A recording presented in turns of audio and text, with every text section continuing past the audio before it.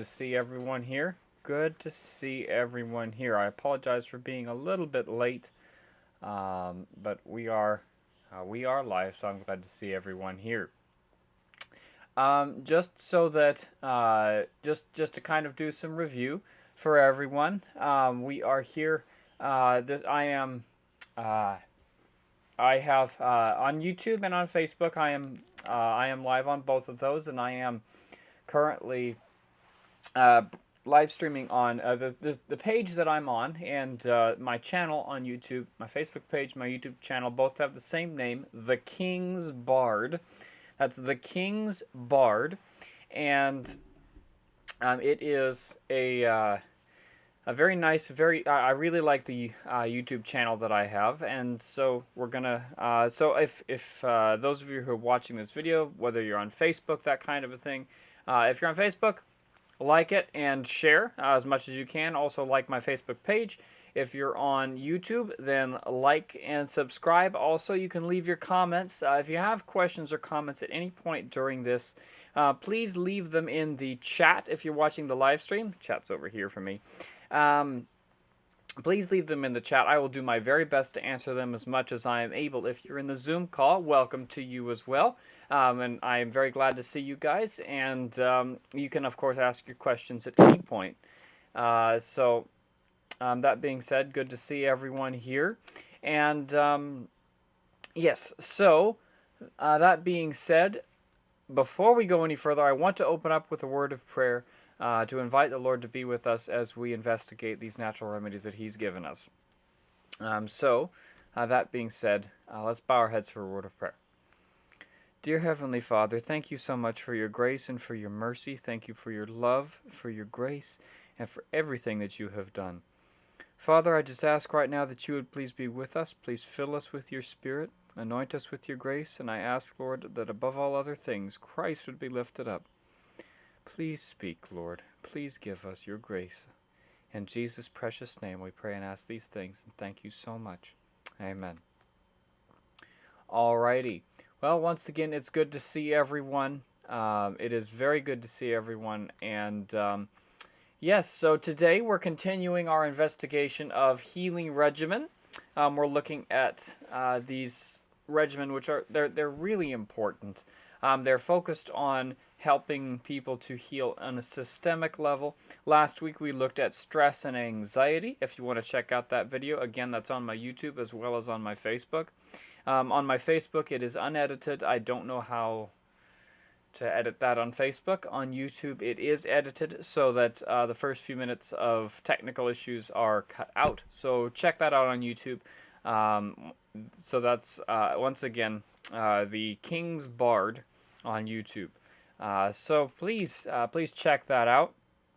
And I do want to say as well that this is something that I am really happy about as we're looking now this time at digestive issues. Now, a lot of people have digestive issues in a lot of different things. They're very different. And they could range from irritable bowel syndrome to gastroesophageal reflux disorder. You can also, of course, have diseases like diabetes are technically a disease of the digestive system. It's just a different sort of disease of the digestive system. So there's all sorts of diseases that really are associated with the digestive system of some kind. Now, of course, diabetes is a little different because it's not, diabetes is a systemic problem, but its roots originate in either dietetic habits or in damage to one of the digestive organs, namely the pancreas. So there's really a whole lot that that can be done here. And there's just a whole bunch. So it's a really big topic. There's a whole lot to go over. And it's so broad that really it could be broken down into different categories. But there are a few overarching principles that I really wanted to cover based on that. And so that's why we're looking at this, just straight out digestive issues with not a whole lot of specifics. So that being said, let's go ahead and get started. Of course, the usual disclaimer, the information in this presentation is for educational purposes only. It's not intended for the diagnosis, treatment, prevention, or cure of any disease. If you want to make any changes to your lifestyle, implement any natural remedies, or implement any regimen, or make any changes to whatever you're doing already, please consult with a qualified physician first. It's really something that you need to do. It's just the wise thing.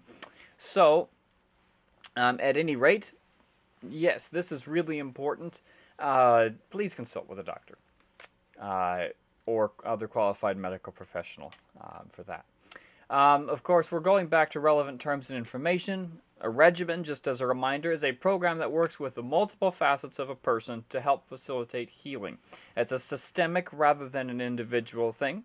And again, it's also something that that really is, it involves the whole person. It's not even just necessarily systemic. It involves the whole person, not only the environment of their body, and not only their body itself and what they do with it, but also the mind and the heart, the mind and the heart. So that's the thoughts and the emotions. And then, of course, you've also got the relational side of things. Now, we're not really talking too much about that part of this regimen today, but we will talk about some other things as well. This is all in the context of dealing with the physical side of things, while not necessarily avoiding the discussion of the mental or the relational side of things either. So just keep that in mind. Infusions, decoctions, and syrups are all preparations that all of these things could be used in.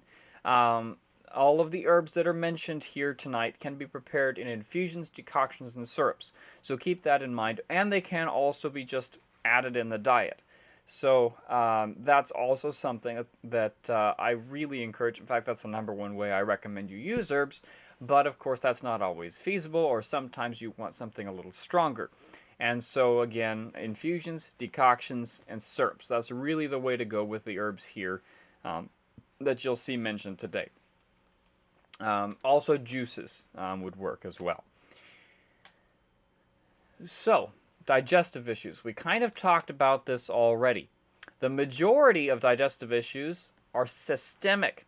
You're not just dealing with one or two organs here that are malfunctioning. This is not something that is usually it's not something that, it's not like a cut on your arm or something like that. When it comes to the digestive system, you have to understand a few things about the digestive system in order to really understand the issues that are associated with it. The digestive system has the single largest, outside of the nervous system, the digestive system has the single largest bundle of nerves and the single largest set of blood vessels in the whole body, outside, once again, of the nervous system itself, the central nervous system. So that would be the brain and the spinal cord. Other than that, your stomach and your intestines have the greatest nerve power and the greatest blood draw of any other organ system. It's absolutely astonishing. The second largest blood vessels and the second largest nerves in all your body are located next to your stomach. They're really, really important. And so when you have something that affects this particular system, in particular, and I know I said particular twice, it's emphasis. This, although it could be redundant, I suppose, but whatever. These organs are so they draw so deeply on the resources of the whole system that if you have something that affects them, or if they have something that's wrong with them, they will end up causing systemic issues. And sometimes there are systemic issues that are present already that then cause issues with the stomach or the digestive system in general. For example, people who have addictions of multiple kinds will end up most likely with digestive issues, one of the most common issues being dyspepsia or indigestion. There are lots of reasons for that, and again, addictions of all sorts, not just one kind or another. There are, and of course, mind you, people who have addictions to, say, shopping may not necessarily be prone to the same sort of systemic issues as someone who has an addiction to, say, tobacco, alcohol, or other illicit drugs. So there's, you're not going to have the exact same situation. Obviously, there's people who are addicted to all sorts of things, but nevertheless, people who have certain addictions may have issues, will likely then have issues in the digestive system. There are a bunch of reasons for that, and we don't really have the time to get into all of that.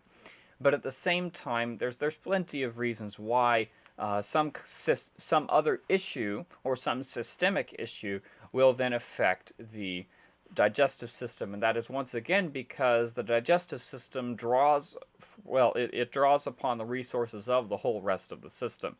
And so when some other part of the system is hurting, the digestive system is going to then hurt as well because it feels in sympathy. Something actually interesting fact about the nervous system and the digestive system. The nerves in the digestive system, especially around the intestines, have often been referred to as a second brain, and this is really interesting. The reason for that is because the nervous system, or the nerves around the digestive organs, are actually more like the nerves in the brain than the rest of the nerves in the body. In fact, they share over 30 neurotransmitters exclusively with the brain. In other words, no nerves outside of the brain and the digestive system actually have those neurotransmitters. So, and you do have some emotive nerves associated with the digestive system, which is where we get the term, the gut feeling. That's exactly where this comes from. It's a really interesting idea that we don't often really think about, but it is true. We really do get a gut feeling. We do have nerves in our gut that do actually create emotions, or at least sense the emotional signals from our brain and then transmit that. There's just a lot of really interesting and really awesome things about the digestive system, but unfortunately, once again, because of those really unique things and because of the deep connection between the two, and well, with the rest of the system, when the system is affected, the digestive organs are then affected, and when the digestive organs are affected in particular, the whole rest of the system can really suffer. And there, of course, are a number of digestive organs that are involved. There's the stomach, of course, which is what most people think of when they think of the digestive system. And right alongside that are the small intestine and the colon, or large intestine. Both of those are also digestive organs, but there are others as well. You've got the pancreas, which is a major digestive organ, and that digestive organ in particular secretes all sorts of different hormones and chemicals that help with the digestive system. It secretes chemicals that produce, or that neutralize the stomach acid when it comes into the small intestine. It produces hormones, namely the hormone insulin in particular, that will help get the sugar from the bloodstream, from the digestive food that's in the bloodstream, into the cells where the energy is needed. So insulin is a really, really important hormone, and in some individuals, in the case of diabetics, whether type 1 or type 2, doesn't really matter, there is something wrong, either with the cells of the body, where they're saying, no, we don't really want this sugar right now, and so they're resistant, right? They're full up on energy already. They don't need any more, so they say, hey, give it to somebody else. And the problem is that everybody is saying that, and so the sugar just kind of stays put where it is in the bloodstream, and that's not good. And that's diabetes type 2. Or type 1, where the pancreas itself has been damaged and can no longer produce the proper amounts of insulin, and so there just isn't enough insulin to go around. That's type 1.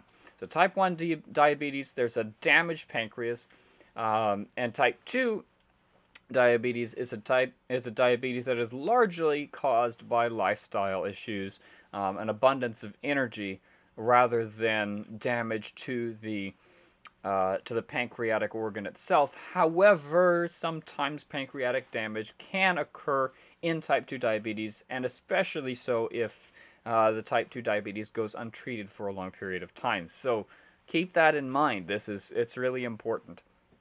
The liver and the gallbladder are also major digestive organs, and so those are really important to look at. The liver produces bile, the gallbladder stores the bile. And bile is a particular chemical that's very useful for emulsifying fats in particular. It's produced from cholesterol, and so cholesterol is actually essential because you need it in order to make bile, which is an essential component for absorbing fats, which are an essential part of your diet. So you do need fat, you do need cholesterol, but not a whole lot, right? You don't need tons and tons and tons of it. So cholesterol makes bile. Extra bile is stored in the gallbladder for when you might have a nice big, more fatty meal than usual. And your liver will produce that bile as is needed. Now, as well as other functions, the liver has ridiculous amounts of functions. I mean, absolutely ridiculous amounts. There's just, yeah, it's an amazing organ. And it is part of the digestive system. And so you want to make sure that you're dealing with not just the stomach and the two intestines, you're also dealing with the liver, the pancreas, the gallbladder, and a bunch of other organs and such, that they're all involved in the process. So it's really, really important to be able to deal with each of those according to whatever circumstances, whatever ailment it might be. But on top of that, additionally, you will have to deal with whatever systemic problems may be occurring as a result of those specific digestive issues. So keep that in mind as well. Now, lifestyle is a major component of all regimen, and really should be. And the major thing is getting back on track with what you're supposed to be, with the way that we were designed to be living, right? God in the Bible described us, designed us to be in a certain way. We read that in Genesis chapter 1. When we're not fitting up to that, when we're not going along with that, we have some problems. And so that's really, really important to keep in mind. And just like, it's something we need to be able to do it. It's something that's really important, and there is grace, just like with our spiritual side of things, right? There is grace with our sins. There's grace with what God, with the things that we do wrong, the mistakes that we make. There is grace for that. Even when we have had a big old long history of bad decisions and such, there's grace for that. It's free. And the same thing is true with our bodies. Yes, we may have made a lot of mistakes. Yes, we may not be necessarily in the greatest situation with our bodies right now. Even if it's been many, many, many years, there is still grace. There is still hope. God has given us these principles of lifestyle that really, bottom line, fundamentally, will help our bodies get at least somewhat of the way to how they were supposed to function. Now, if you're a bit younger, it's more likely that you will restore, or if you haven't gone as far into it. If you have been going for quite a lot longer, it all depends on how vigorous you are, how much damage has been done, and so on. But there is still much hope. There is no reason to give up hope. Even if you don't recover fully from to what you could have been, that's okay. Because remember, we're living in a sinful world, and this is not our home, right? So the cause of digestive complaints is largely, or at least often, due to poor habits and poor lifestyle. Diabetes type 2 is a major example of this. Now, type 1 diabetes, not so much. That can often be the result of just simple bad genetics. It can be the result of all sorts of things. I know of an individual who got diabetes who developed type 1 diabetes as a result of abuse. So very, very nasty situations. Drug abuse can also be a factor. Autoimmune diseases can also be a factor. Physical issues physical injuries and things like that can also be an issue. So there's a whole lot of reasons why this could be. But many times digestive issues are solely due to poor habits and lifestyle. An improper diet in particular, and intemperate habits, addictions, and so on. Um, when it comes to lifestyle choices, there are certain things that should be avoided with digestive issues, and really in general. Large amounts of spices, particularly black pepper, mustard, cinnamon, cloves, and so on, they're to be avoided. Now, this is especially true if you have dyspepsia, indigestion, gastroesophageal reflux, and so on. These spices will tend to damage the lining of your intestinal tract, in particular of your esophagus and your gastroesophageal sphincter, the muscle that is the barrier between your stomach and your sphincter, and your esophagus. So it's really you got to be careful with that. Sodas, irritating and/or strong drinks, alcoholic, caffeinated beverages. Those are to be avoided. Also, carbonated beverages generally, especially the modern sodas, soft drinks, colas, whatever you call them, pop, so on. All that stuff has a tendency to damage the especially the stomach and the esophagus, and that's really not a good thing. Alcoholic beverages and sodas in particular are very, very nasty for your gastroesophageal sphincter. They will just erode it because they're extremely damaging, and so it's a real problem. And mind you, I am not saying this as someone who is perfect. I used to chug down goodness knows how many soft drinks. I could put away probably 6 or 7 cans of Sprite or other sodas at a single sitting. I mean, it was, yeah. I would often get a 2-liter all to myself when I was, not when I was super young, but when I was older, teenage years, I would sometimes get that, or at least get a liter all to myself, and I would chug that down sometimes in one go. So, I'm not perfect. I've definitely been there. But at the same time, I recognize now that's not a good thing. You don't do that. So carbonated beverages, especially sodas, they're just not particularly useful. Now, certain things like maybe Martinelli sparkling cider or ginger ale, things like that, provided they're homemade. Ginger ale should be homemade. And other things like that, those are not as bad. And you can, once in a while is all right, but you want to make sure, of course, that you're being wise with these things. And of course, animal products are to be avoided at all costs. At all costs. There's a lot of myths going around about protein and diabetes and things like that. Protein and muscle building and protein and this and that and the other. It make it seem like protein is the most important nutrient in the world, and so therefore you should eat tons and tons and tons of it. That's a side issue. We're not going to get into that, but protein is, while it may be super important, that means that you should eat less of it, not more of it, because you need to be able to conserve it and not burn it for fuel, right? You're not going to you're not going to take transmission fluid and put it in your gas tank. It's not going to run well, and it's the exact same thing, right?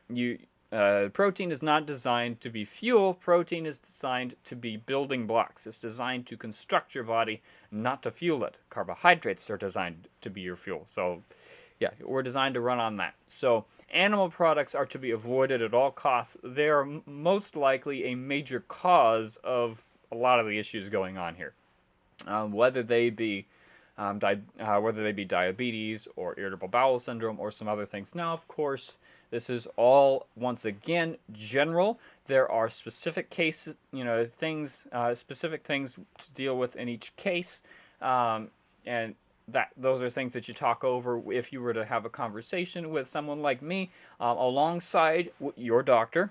In fact, I really recommend, if you're working with somebody who's in natural health, someone who really likes natural health and really knows what they're talking about, have them work together with your doctor on this, so that the two of them can help work together something that really works for you. So, once again, this is all to be individualized, but these general principles are important. Yes.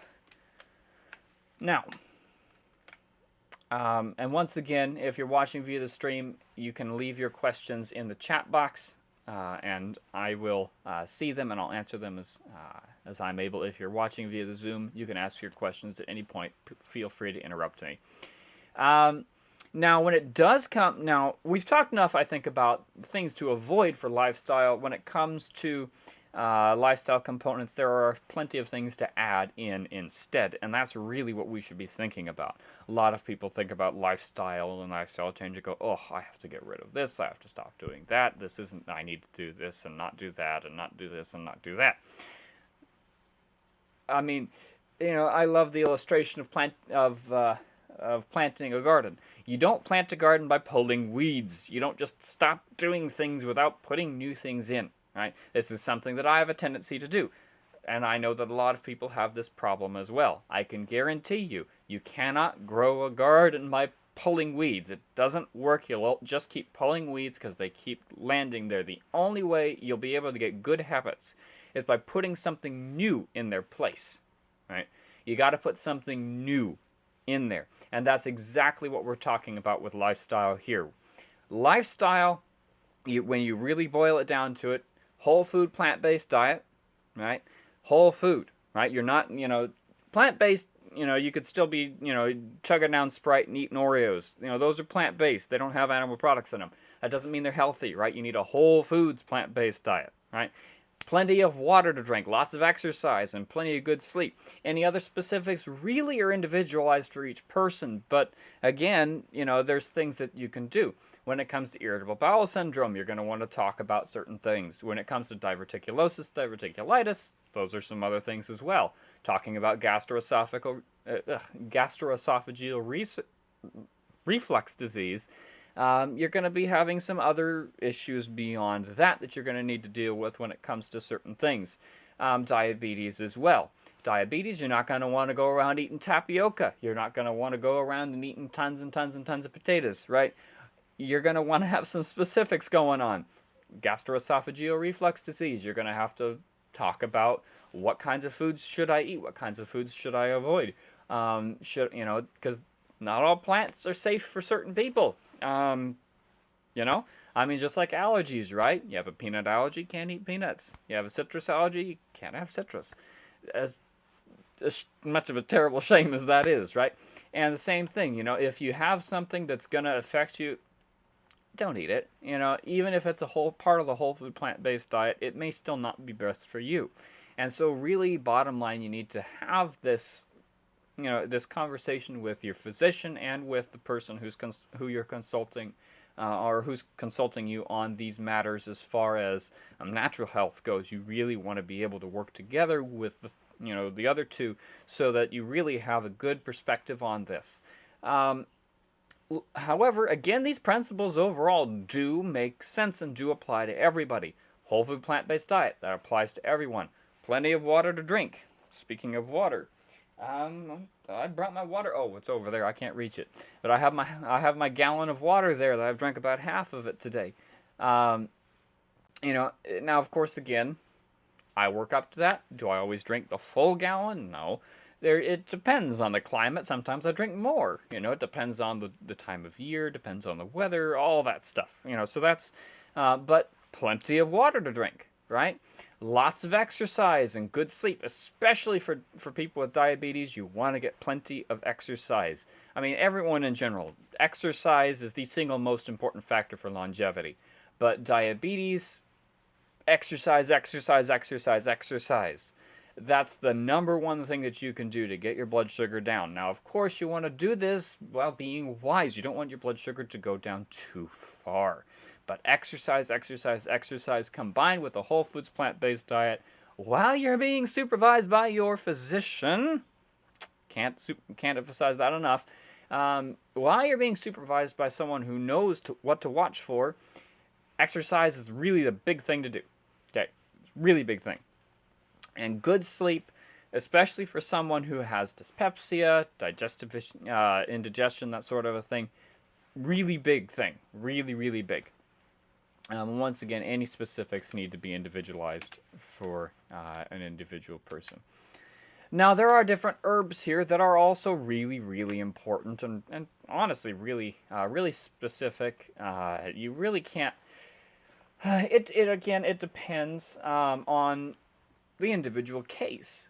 Herbs more so, herbs and hydrotherapy more so than lifestyle, because these things are really more suited to individual diseases or systemic things. Um, but you can overall, there are some things that you should have in addition to tonics and such. And once again, I didn't really mention tonics here because I don't. Your food really should be your tonic in a lot of cases, and so you should have things in your diet. Oats, for example, are an excellent tonic, but nettles in particular, I didn't mention those, but again, those are nutritives. Those are very useful. But the herbs in general are to be specific to the complaints issued. For example, if you have issues with the stomach, ginger, ginger, basil, or peppermint may be useful for calming the stomach, although with IBS and gastroesophageal reflux disease, you want to make sure that peppermint is really something you should avoid because, or, well, no. When it comes to GERD, avoid peppermint because it has a nasty. It doesn't work well with the gastroesophageal sphincter muscle. It doesn't have a great effect on that. But for IBS, peppermint actually works quite well. So peppermint would be very useful. Ginger would be nice. Is much more useful for GERD and other things as well. Of course, you also have things like one of the most common remedies, at least among natural health advocates, is actually drinking something like lemon juice or something acidic, rather than neutralizing the acid, because at least from what I understand, according to the theory behind it, your stomach is overproducing acid already, and so when it senses, oh, there's more acid in here. Oh, well, I don't need any more, and it turns it off. As opposed to neutralizing acid and causing and then your stomach says, oh, I need more acid, and so it overproduces. Now, I'm not sure. I would like to see studies on that. That would be really interesting. Maybe there are studies out there. But of course, there's other things as well, like for example, not eating between meals. That's a big thing with GERD and other such. In fact, in general, better not to eat between meals, and that can cause acid reflux. So, actually, it's a big cause of acid reflux. Now, when it comes to issues of the colon in particular, gentle laxatives may be more appropriate. Marshmallow, slippery elm, and licorice. In fact, those three together might be very nice. Marshmallow is a bulking laxative, same thing with slippery elm, and licorice is a mild laxative because it stimulates peristalsis and helps push stuff out. So you put those two together, you combine those together, and put those three together and combine, and just it helps clean you out in a way that's very gentle. It's not like I know for some people, the school that I'm attending, they particularly are fond of purgatives, and cathartics, which were quite, how shall I say, unpleasant for a long time, and they were very popular for a long time. I personally don't advocate them, except in most extreme cases where you have people who have been dealing with, they haven't had good lifestyle, they haven't had fiber in a long time, or haven't had much in a long time, and so they're not doing well in that regard. Of course, in cases of chronic constipation and such, it might be more appropriate for an immediate thing, but once again, and I mean, even prunes would be appropriate in some cases, although not in others. If you're used to a high fiber diet, prunes won't do a thing for you, so just be aware of that. When it comes to blood sugar and such, there are some balancing herbs that may be useful. Coriander, fenugreek, those are particularly useful. Anise as well may be useful in that. Bitter melon. I didn't mention those because those are less likely to be, you're less likely to be able to find those. Bitter melon in particular, you're less likely to be able to find that. Cinnamon is also, but I avoid cinnamon because it has such a high essential oil content that it's particularly damaging to the mucous membranes of the stomach and the intestines. And so be cautious with it. It could work, but coriander and fenugreek I would say use first. And there's plenty of other ones as well. Bitter melon, again, could be useful, but it's not particularly pleasant tasting. So, I mean, that's its name. So, just be aware of that. But yes, and again, these are all individualized to each individual person. You don't, I really can't give any specifics on this without having a specific case to look at. And so it's really important to be able to look at these things and say, okay, let's go on. Now, I will say, for liver complaints and such, gallbladder and such, there's plenty of things that would be useful here. Chamomile, in particular, is very nice for the gallbladder and also for the nervous system. It's all chamomile is. Oh man, I had to do an essay the other week, about a week ago or so. I had to write an essay on, or not just an essay, a paper. I had to write a paper on 3 herbs that are useful for more than one thing. And chamomile was one of the ones I picked, and goodness, there is very little that chamomile is not useful for. Whether internally or externally, chamomile is one of the single most useful plants I've ever seen. There's so much. And so chamomile is really, it's a digestive, it's a tonic, it's just it's all sorts of amazing. Please, go have some chamomile tea when you're done with this. It's just an amazing plant. So I strongly recommend it. And it's very useful for the liver, for the gallbladder. And again, it's a nutritive. It's not a nutritive. It's a tonic. It's a bitter as well. It's also an antispasmodic. It helps. It's a what's the term I'm looking for? It's a carminative, although not the same way that others are. It's just an amazing herb. So it's just absolutely phenomenal. So yes, absolutely. Chamomile would be a big one. Dandelion as well, which is a relative of chamomile, admittedly, would be extremely useful for the liver. Beets as well. And those are, once again, for more things to deal with the liver and such. When it comes to digestive issues, though, you're going to really be looking at bitters, so things like chamomile, peppermint, and other such, in order to facilitate this. You really want to be looking at those sorts of things to really do the systemic look. Now, when it comes to other issues that may arise from digestive issues, in particular, you'll be looking at things that affect the brain. So not just diabetes, because diabetes is particularly, nasty, particularly systemic, I should say. In that it affects the kidneys, it affects the excretory system in general, it affects the brain, yes, it affects the whole circulatory system, including the heart in particular. It's just overall of an extremely systemic disease. And that's something that it's just something that and so you have to look at it, and because it's lifestyle, often, not always, when it comes to especially type 2. Lifestyle is going to be the answer to it. That's just bottom line. But other times when you have, say, for example, dyspepsia, just basic dyspepsia, basic indigestion, GERD, and so on, you're really going to be looking at the intimate relationship between the stomach and the intestines and the brain. And so you're going to look at things like oats. You're going to look at things such as nerve tonics, such as oats, chamomile, peppermint, again, except in the cases of GERD. But peppermint may be useful for the brain. Of course, skullcap might be more appropriate. Skullcap or catnip may be more appropriate for that. Yes, so there's a lot of herbs to help with that, but oats in particular are very useful because they apply to oats and chamomile, because they both really have a systemic effect anyway. And so it's really important to do that. You have the systemic effect of the oats on the stomach, and they help It helps clean out the liver. It's a mild laxative as well because it's bulking.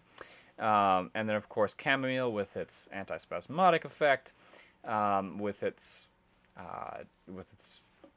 again nerve tonic effects and just general tonic effects. Its bitter nature. Yeah, it's just an overall systemic herb, and same thing with oats. And so those are really beneficial for this, once again, the systemic side of things. But once again, these things are individualized. Now, as we're closing out now, we'll look at some hydrotherapy involved in that. Again, this is really individualized to the person.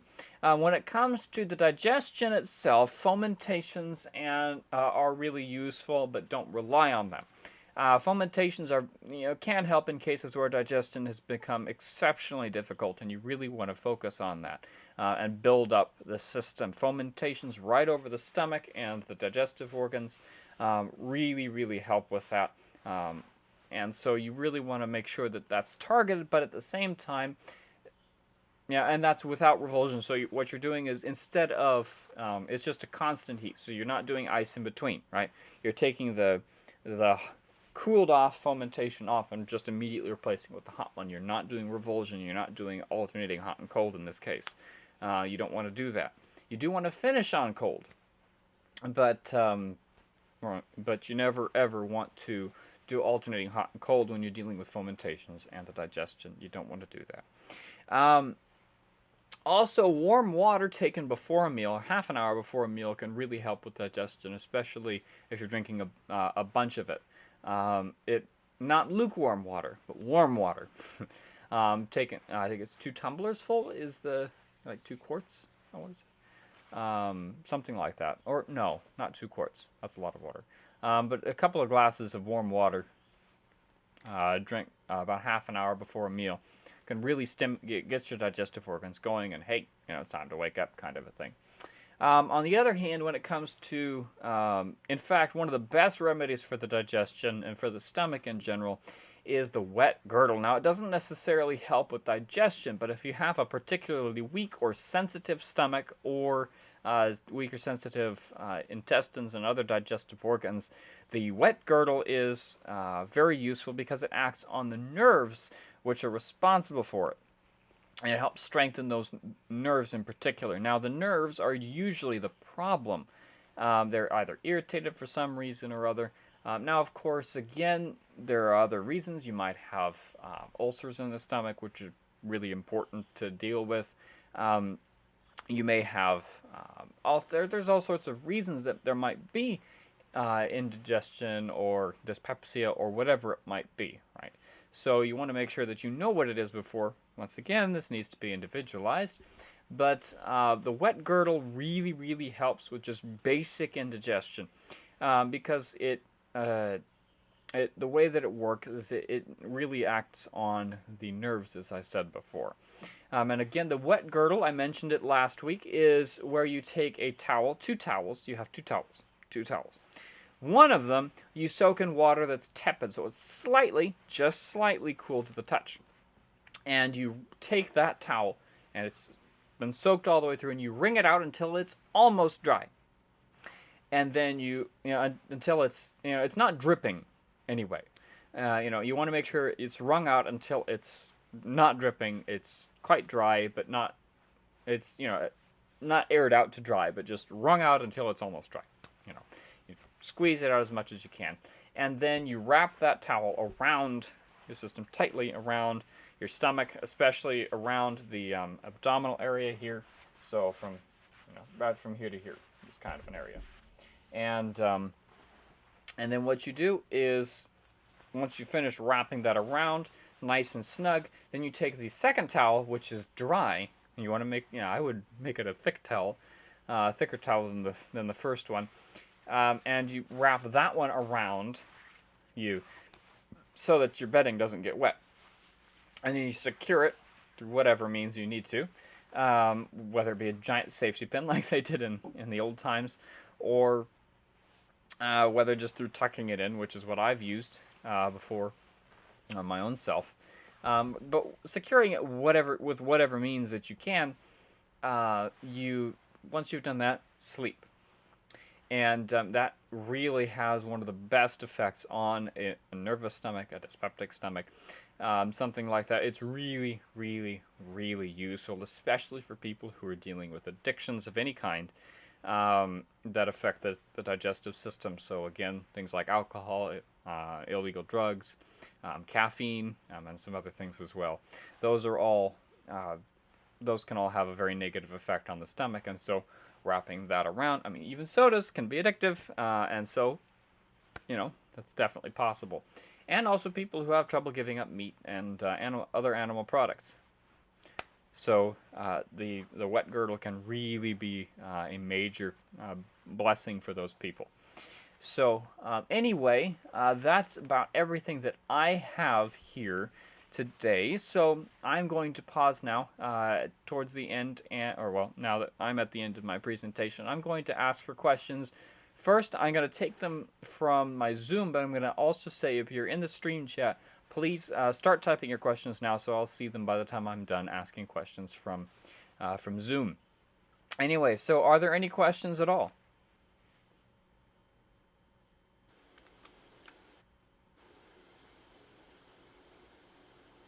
Okay.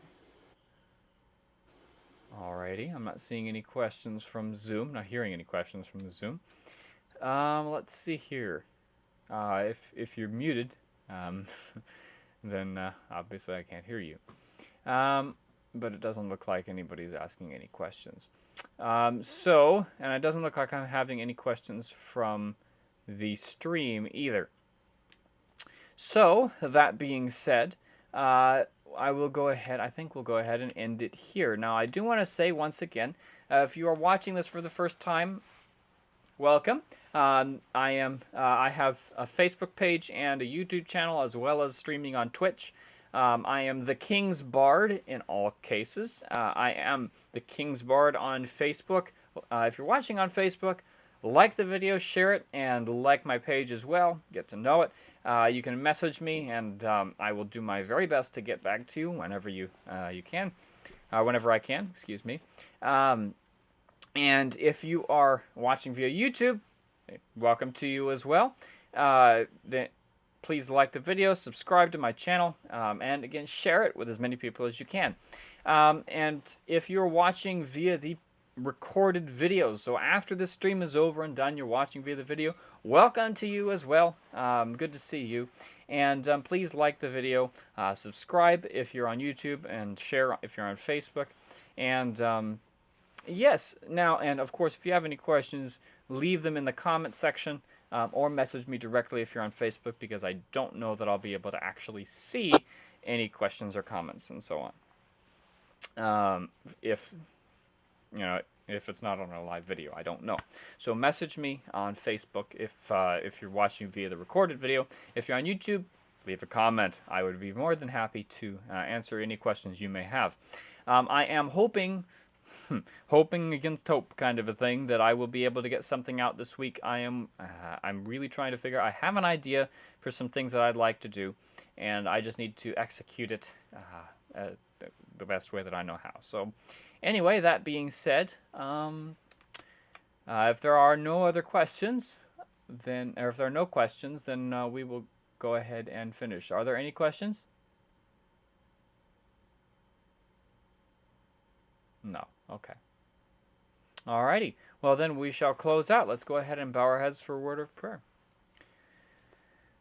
Dear Heavenly Father, thank you so much for your grace and for your mercy. Thank you for your infinite love and wonderful kindness. Father, I just ask that you would please be with each and every person who's under the sound of my voice, that you would please hear what they have to say, and that you would draw each and every one of us closer to you. Lord, I know that I make my own mistakes, and I know that we all do. And Lord, these times that we're living in are momentous times indeed, and not just because of the political situation that's going on, or perhaps because of the socioeconomic situation that might be around wherever it may be in whatever country we're in, and not just because of the health issues that are going on right now, but Lord, because of the spiritual situation that we're in. And so I just ask, Lord, that you would please be with us. Please draw us close to you. And Lord, I ask that whoever would use these remedies as they might, that they would do it with wisdom, in consultation with someone who is, in consultation with a physician who knows what they're doing, who is wise and who is educated in the ways of that you have of taking care of these bodies that you've given us. And Father, most importantly of all, I ask that Jesus would be lifted up with each and every one of us. Thank you so much, Lord. Please keep us until we should meet again. In the name of Jesus Christ, we pray and ask these things, and thank you. Amen. Alrighty, thank you everybody for being here, and I shall